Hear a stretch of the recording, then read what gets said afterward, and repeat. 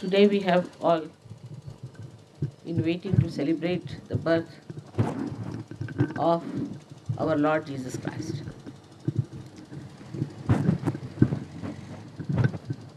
It's so much significant that we are in a place here, the same type of a hut Jesus had when he was born. And the wind was blowing from all sides, and it was difficult to keep the room very warm. Though, if it is correct, he was not born in the month of December, in a warmer month, not so very cold, maybe this much as you see. So maybe that the climate of today is quite significant with the climate that he must have felt. As for you people, you don't feel any discomfort in this climate, nor in these surroundings, nor in the Spartan living. He never felt any discomfort, nor his mother. When our attention is on our spirit, then we do not feel the discomfort of nature or of worldly things. This is the first sign when a Sahaja Yogi starts complaining about comforts, then the first sign is that he is not a Sahaja Yogi as yet. To begin with, you just get absolutely acclimatized with the climate and enjoy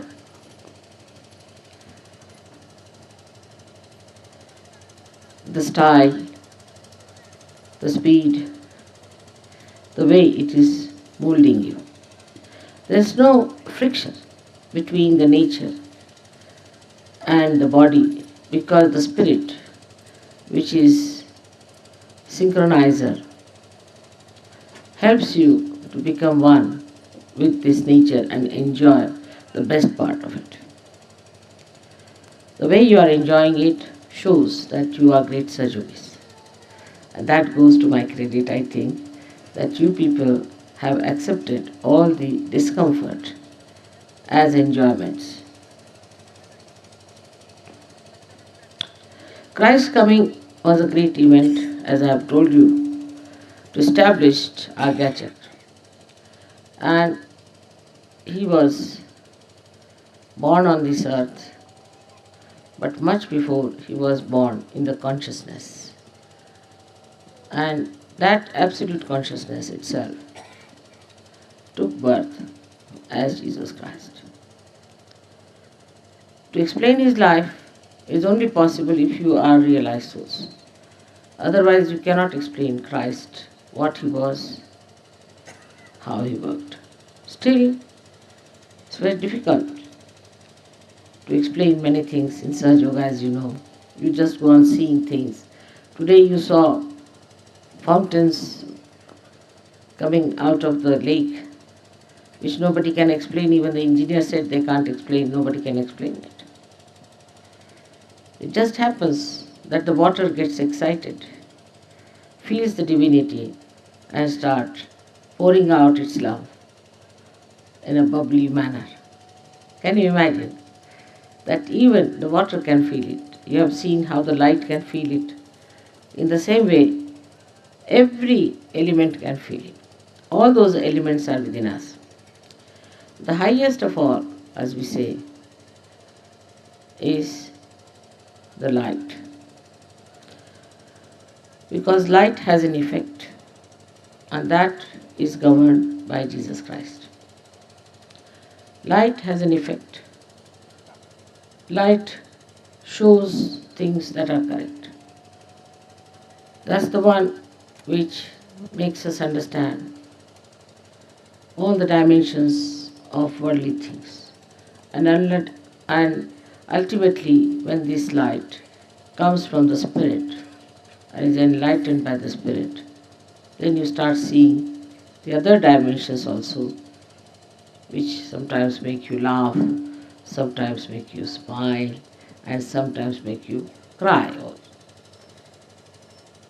Such a beautiful new dimension you have achieved through Sahaja Yoga, but it was all built in within you and you had to achieve it. People on the other side had to work very hard, like Jesus Christ was born in a small manger to show that divinity need not be born in royal families, can be born in a manger, can be born anywhere, makes no difference to the divinity. But that has given some funny ideas to people that they are saying we should make ourselves miserable and we should give away everything to God. God doesn't want anything. He cannot have it. And you cannot give anything. It's a wrong idea that you become like a pauper and give everything to God. He doesn't want that. What He wants, that you have to be happy, joyous and enjoy. That's the main point. Also, if you give little bit, very little bit to God, then He gives you 100 times more. That's why you have to give a very wee bit to God. But you don't have to hang yourself by the trees to prove that you want to sacrifice. Christ has done everything for you. That's the beauty of His life, is that from the very beginning of His birth, He has shown that He has enjoyed no material well-being, as we call it. He has not enjoyed any worldly things as we know of. But that just means that He has done that for us to see that there is no need for us to hanker after worldly things. They will hanker after us. You don't have to worry about these things. What you have to worry is the Spirit, the main thing. All His life, which was very short, I should say, He has been trying. He was very much interested in evaluating people, because He didn't know what sort of things these human beings are. He was a foreigner for these human beings. So He tried to evaluate. And in that evaluation, He said many things which are very remarkable and one has to understand. One of the things He said, that don't throw your pearls before people who do not want to understand you. For Sahaja Yogis, it is important to understand that you should not talk about Sahaja Yoga to people who are anti-God. Now he may be your brother, maybe your sister, maybe your father, maybe anyone. There is no need to convince them about Sahaja Yoga, because they are not your relations. Many people have only this worry, how to convince my husband or how to convince my brother. There is no need at all for you to work it out. Just give them up on this point. The another thing He has told us, which is very important, I think, that we must forgive. He has given the greatest weapon, that we must forgive. Now, it's such a practical thing to forgive. If you just forgive, the person doesn't exist anymore, and the person doesn't trouble you anymore, nor is he in your attention. Just to forgive is the simplest thing to do and the highest thing to do to get relief from worldly or mental tortures that we get. His life has been a story of spirituality, going through all kinds of turmoils and tortures, all types of troubles that the spirit can go through, to show that nobody can kill that spirit. As he said in the Gita, Nainam chidanti shastrani, nainam dahati pavaka, na chainam kledayantyapo, na shosayati maruta. It cannot be killed, it's an eternal life. And he tried to prove through his life the eternity. From the beginning to the end, he showed that spirit is above matter, that nothing can dominate spirit. It's a very big thing he has done for us, is to create such a big confidence in our spirit. He has proved it beyond doubt. I hope you people will understand and will not bother me or bother yourself with small petty things here and there. It's nothing important. Ask for bigger things, eternal things, valuable things. Also, I'm very happy that you like this place and you are enjoying yourself here very much. And today we have declared so many marriages. There have been so many events in this short time. So I would like to bless you all for this Christmas Eve, and I wish you all a very happy Christmas and Happy New Year. आज मी मुद्दामून इंग्लिशमध्ये बोलले, पण तुम्हाला सगळ्या पुणेकरांना English येत आहे, तर जास्त काय त्याचा खुलासा करून सांगायला नको. पण ह्या लोकांना आज क्रिसमसच्या दिवशी काहीतरी ख्रिस्ताबद्दल सांगावं म्हणून मी सांगितलेलं आहे. आता आपल्या संस्कारांमुळे आपल्याला ख्रिस्ताची फारशी माहिती नाही आहे, पण ते बरोबर नाही. आपण त्याची माहिती करून घेतली पाहिजे आणि ती माहिती करून घ्यायला पाहिजे, कारण तो आज्ञाचक्रावर बसलेला आहे.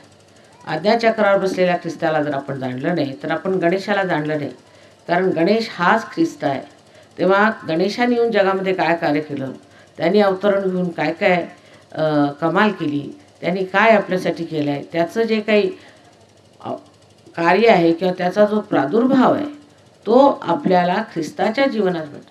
नुसतं गणपती गणपती करून बसतो, गणपती बसला, गणपती हे ते, पण गणपती म्हणजे काय, करतो तरी काय आपल्यामध्ये, त्याचे काय गुण आहेत, तो शुभकरी आहे, तो अमुक आहे, त्याने कसं शुभ केलं, त्याचं जे काही कार्य होतं ते ख्रिस्ताच्या आयुष्यामध्ये आपल्याला दिसतं. म्हणून सर्व लोकांनी ख्रिस्ताचं आयुष्य चरित्र वाचून काढलं पाहिजे आणि विचारणा केली पाहिजे. आता हे जे मागचे संस्कार आहेत त्याप्रमाणे आपण वागून चालत आहे. जसे इकडे हे लोक सगळे ख्रिस्ती धर्मातून आलेले आहेत, त्यांनी आपल्याकडचे सर्व अवतरण कोणचे होते, त्यांनी काय काय कार्य केलं ह्याबद्दल माहिती करून घेतली आणि कधी कधी तर त्यांची माहिती आपल्यापेक्षाही जास्त आहे. तेव्हा आपणही ख्रिस्ताबद्दल, मोहम्मदबद्दल, तरी इतर जे मोठमोठाले सद्गुरू झाले त्यांच्याबद्दल माहिती करून घेतली पाहिजे. त्याला कारण असं आहे की उद्या तुम्हाला गुरुपद मिळालं, तुम्ही ब्रह्मनिष्ठ असला, तुम्हाला जरी ब्रह्म काय ते कळलं, पण जर तुम्हाला उद्या कोणाशी बोलायचं असलं तर तुमच्याजवळ हे ज्ञान असायला पाहिजे की तुम्ही प्रत्येकाबद्दल उघडून स्पष्टपणे समजावून सांगाल आणि गोष्टीचं निरूपण करू शकाल. जर ही माहिती तुम्ही आज मिळवली नाही तर ह्या आजच्या आधुनिक कालामध्ये सहयोग पसरणार नाही. सहयोग हा आधुनिक काळात आलेला आहे. यावेळेला सगळ्यांची माहिती झालेली आहे. सगळ्यांना कोण कोण लोक मोठमोठे झाले ते सगळं माहीत आहे. आपण एकेका विहिरीत आता नाही आहोत, मोठ्या अथांग सागरात आल्यामुळे सगळ्यांनी सगळी माहिती, सगळ्या जातीच्या लोकांची, सगळ्या देशाच्या लोकांची, सगळ्या धर्माच्या लोकांची माहिती आपण करून घेतली पाहिजे. त्यांचं कुठे चुकलं, आपलं कुठे चुकलं हे समजावून घेतलं पाहिजे. तेव्हाच आपण खरे सहयोगी आणि सद्गुरू होऊ शकता. त्यासाठी थोडासा तरी अभ्यास करावा लागेल आणि सर्वांनी तो मनपूर्वक अभ्यास करावा असं मी सांगते. सगळ्यांना माझा अनंत आशीर्वाद आहे. आज आपण बहुतेक पूजा जी आहे ती गायनानेच करूया. आता ते पाय धुवून घ्या. तो गणपती यांनी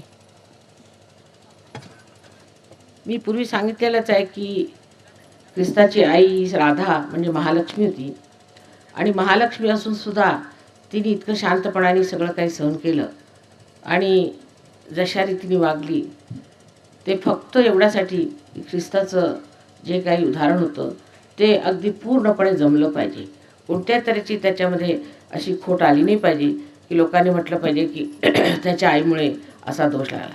त्या बाईंनी जसं सहन केलं, आपल्या मुलाचा संबंध त्याग केला, त्याला क्रॉसवर जाताना पाहिलं, ह्या सर्व गोष्टी ज्यांनी इतक्या सहन केल्या, अशा या महालक्ष्मी स्वरूपा मेरीच्या उदाहरणावर असं पाहिलं पाहिजे की जे आपण आपल्या मुलांबद्दल माझा मुलगा करत बसतो ते सोडून माझा मुलगा आत्म्याच्या दृष्टीने किती पुढे आलेला आहे ते पाहिलं पाहिजे. आत्म्यामध्ये त्याचा किती लाभ झालेला आहे हे पाहिलं पाहिजे. आपण सर्व आता सहयोगी झालो आणि सहयोगामध्ये येऊन आपण पुष्कळ कमवलं आहे. हे काढा. आणि मुलांना देण्याचं काय आहे आपल्यामध्ये, धूर धूर काढून टाका. मुलांना देण्यासारखं आपल्यामध्ये काय आहे ते पाहिलं पाहिजे. आणि ते देण्यासारखं एकच आहे म्हणजे आत्म्याचं ज्ञान. ते मिळालं पाहिजे, ते सर्वांना दिलं पाहिजे आणि सर्वांनी मिळवलं पाहिजे. यावेळेला मुद्दामून मी म्हटलं की तुम्ही सगळेजण इतक्या लांब या. माझी कारण इतक्या लांब आल्यावर आपल्या लक्षात येईल की किती काबाड कष्ट करत लोक चालतात राहतात. आपल्याला काय लहान लहान गोष्टीची तसदी लागते आणि आपण थोडासाही त्याग करायला तयार होत नाही. प्रत्येक गोष्टीमध्ये आपल्याला अगदी गुंजारून सांगावं लागतं, असं करा तसं करा. अशा रीतीने तुम्ही सहयोगामध्ये कसे पारंगत व्हाल आणि पुढे वाढा. जरासं सुद्धा त्याग करायला मंडळी तयार होत नाही, हे बरोबर नाही. आणि पुणे तळांबद्दल सारखं मला ऐकायला मिळतं की इथले लोक अगदी फुकटखोर आहेत, ते कधीच एक पैसा काढणार नाही. जोपर्यंत तुम्ही आपली प्रवृत्ती बदलणार नाही तोपर्यंत हे पुणेकर कसे बदलणार.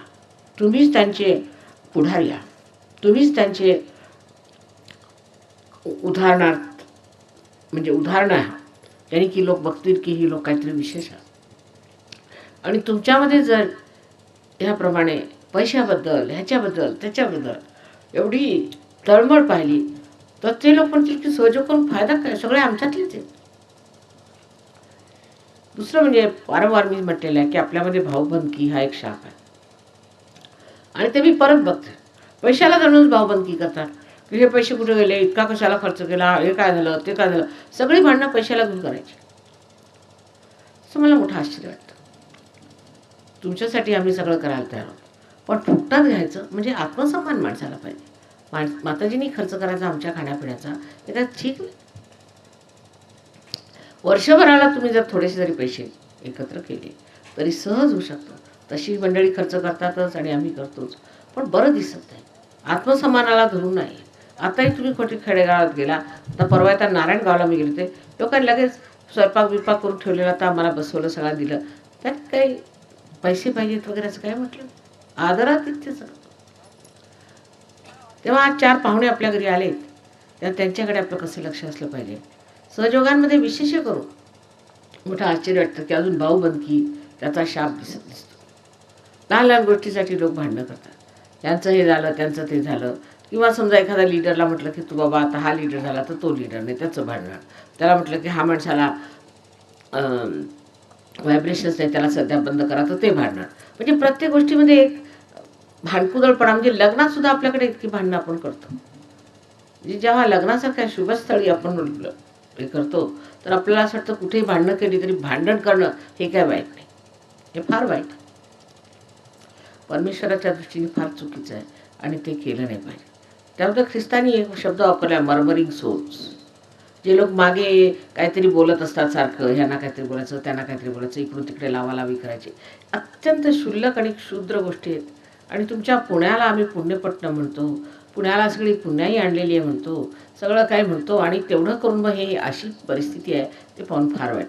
आणि पुढच्या वर्षी अगदी सगळ्यांनी जोमाने प्रयत्न करायचा इथली मुलं सुद्धा एवढी शाणी आहेत. अहो त्यांनी सुद्धा लहान फुलं आणखीन हे आपले पैसे जमा करून सगळ्यांना दिलं. माझा ती जीव भरून आला. किती चांगली मुलं आहेत ही तुमचीच मुलं आहेत ना. मग मोठ्यांना काय होतं आहे? मोठ्यांशी का वागतात? थोडं तरी हृदय उघडून काम केलं पाहिजे सहयोगात. काही तुमच्यावरती बोजा नाही सहयोगाचा, काही तुमच्याकडनं आम्ही घेत नाही, काही तुमचं आम्हाला नको आहे. कितीतरी तुम्हा लोकांना आम्ही दिलेलं आहे, म्हणजे वस्तू मात्रात आहोत. नुसतं वस्तू मात्रात पाहिलं तर किती दिलेलं आहे. पण तरीसुद्धा ह्या अशा रीतीच्या गोष्टी ऐकायला आल्या म्हणजे मला फार दुःख होतं. तेव्हा तुम्ही आपल्या आत्म्याला परत क्रुसावर टांगू नका. परत पुनर्जन्म झाला आजच्या दिवशी असं समजून आता आम्ही खुल्या दिलान राहू असं ठेवायचं आणि मानापानाने राहिलं पाहिजे, आत्मसन्मानाने राहिलं पाहिजे. एवढं कृपा करून तुम्ही लक्षात ठेवा. आजच्या शुभ दिवशी मला परत म्हणावं लागतं, कारण पुण्याला आता तुमची परत माझी कधी भेटून मला सांगता येत नाही. तेव्हा कृपा करून याबद्दल तुम्ही काळजी घ्यावी. तसं वागू नये, नाही तर सगळे एका बरोबरच खाली जाते. आजच्या या दिवशी सगळ्यांनी एकतरी व्रतनिश्चय ठरवलं पाहिजे की ज्या ख्रिस्तानी आपलं आयुष्याचं बलिदान दिलं, तिथे आम्ही जर त्याला आमचा मोठा भाऊ मानलेला आहे, तर आम्ही काय केलं पाहिजे, आमच्या हातून काय झालं पाहिजे. आम्ही इतकं सहयोगात मिळवलेलं आहे, आता आम्ही सहयोगात काय केलं पाहिजे. काही तुमच्याकडनं पैसे म्हणजे मागतच नाही आम्ही, पण खाण्यापिण्याचे आणि वाहतुकीचे सुद्धा तुम्ही पैसे द्यायला तयार नसला तर कसं करणार. त्याबरोबर भांडाभांडी करता. पुढच्या वेळेला असं झालं नाही पाहिजे. मला लोकांनी सांगितलं की जसंच आम्ही वाहतुकीचे आणि खाण्यापिण्याचे पैसे मागितले तसेच कुणीसुद्धा हात वर केला नाही. 40-45 रुपये जर तुम्ही काढू शकत नसले, एवढी जर भिकार दशा असली, तर तुम्ही सहयोगात राहिलं नाही पाहिजे. आमच्यावरच बोजा पाडणार. म्हणजे सगळ्या भिकाऱ्यांना पाळण्याचा आम्ही काही धंदा घेतलेला नाही. जर एवढी परिस्थिती असली तर मुळीच सहयोगात राहू नये. ज्या लोकांना इतकंही जमत नाही, नुसतं ज्यांना फुकट खायचं, इथे खैरात वगैरे नाही.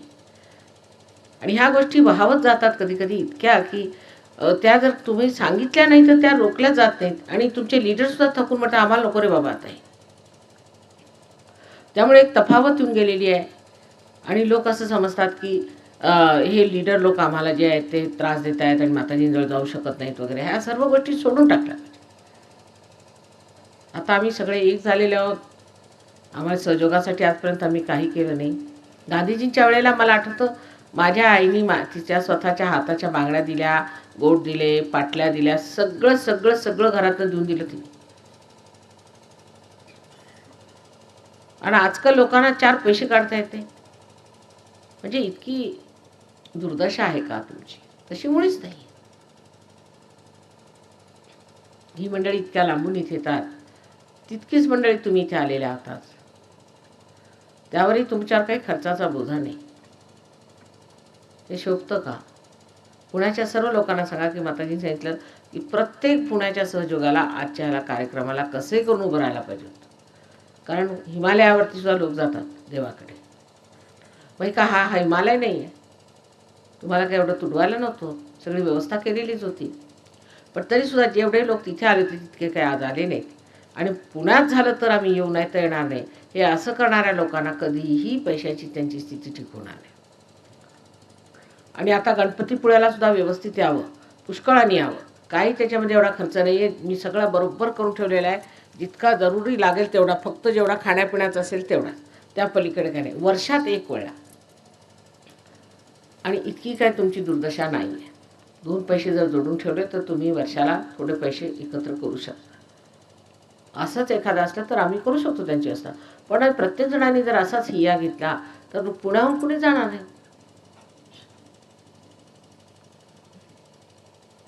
खेडेगावात मात्र वेगळं आहे. खेडेगावात कधीच हा प्रश्न उभा राहत नाही. शहरात येऊनच आम्हाला प्रत्येक गोष्ट पाहिजे. सिनेमा रोज पाहायलाच पाहिजे, हे झालंच पाहिजे. हातात आमच्या बांगड्या असल्याच पाहिजेत, कोट असलेच पाहिजेत, पाटल्या असल्याच पाहिजेत, हे असलंच पाहिजे. मग आम्ही देवाला गेलो किंवा नाही गेलो, पूजेला गेलो किंवा नाही गेलो, ते एवढं मात्र पाहिजेच.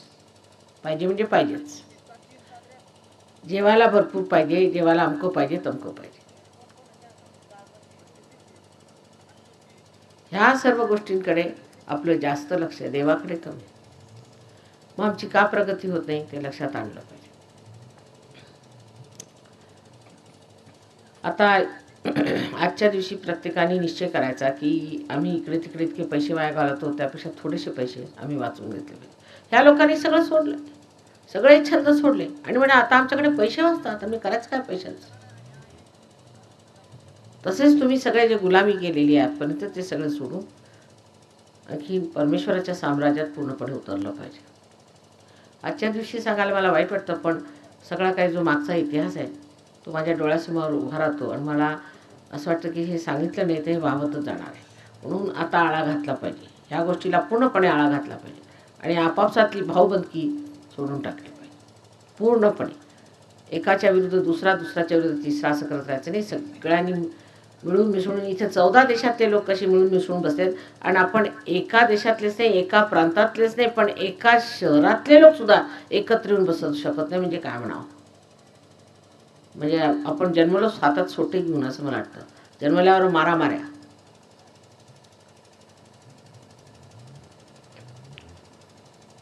इतकं आहे पुण्यामध्ये, पुष्कळशा सुंदर गोष्टी आहेत. पुष्कळशे सहयोगी जे तरुण सहयोगी आहेत फार सुंदर आहेत, त्यांच्या मुली फार छान आहेत. सगळ्यांचं इतकं मला कौतुक वाटतं, सगळं इतकं प्रेमळ आहे सगळं काही.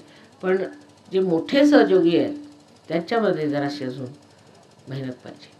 तर कृपा करून आजच्या दिवशी सगळ्यांनी व्रत घेतलं पाहिजे की आम्ही सहयोगी आहोत आणि आम्ही सहयोगाच्या मार्गात आलेलो आहोत आणि ह्याच्यात अग्रसर होण्यासाठी जे जे करावं लागेल ते आम्ही करू. असं व्रत घ्या, म्हणजे परमेश्वर सर्वांची मदत करणार आहे. परमेश्वर तुम्हा सर्वांवर आशीर्वाद पाठवो.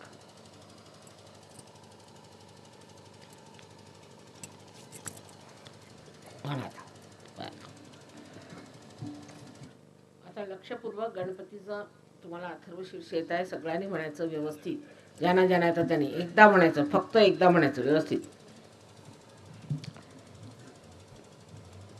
एका स्वराने म्हटलेल्या गोष्टीत सुद्धा एक मोठं भारी गम्य आहे. हे म्हणजे असं की मनुष्यामध्ये ऐक्य उत्पन्न होतं. मानवातलं जे ऐक्य आहे ते त्याच्यात एका स्वरात एका पद्धतीने सगळं कार्य झालं.